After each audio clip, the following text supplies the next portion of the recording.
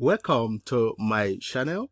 When you have a lot of tabs open, a lot of files open, then how do you go to your desktop? Do you just go start minimizing your tabs, your files in order to get to your desktop? In this video, I will show you a quicker way to go to your desktop, a shortcut to your desktop. So as you can see, I have a lot of tabs here, as you can see. So if I want to go to my desktop, traditionally people will do what? They will go for this minimize. You have to click to minimize, but after that you can see other files, other opened files. You will have to go what? Minimize this and minimize that and before you get to your desktop. It doesn't work that way.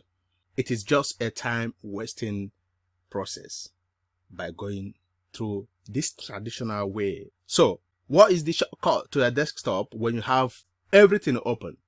Tabs, files, and name them. So the best way to access your desktop in this case is to use the shortcut, the Windows logo key and the letter D.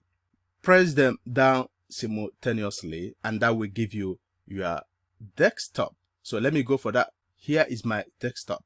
I didn't have to minimize anything in order to get here.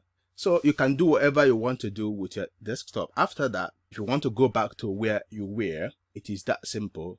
Go again for the two keys, the Windows logo key and the letter D. That will take you back to where you were. Have a look.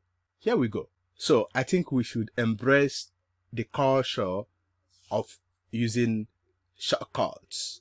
Thanks for watching and God bless you. But please remember to like the video, share the video, and subscribe to the channel for more videos.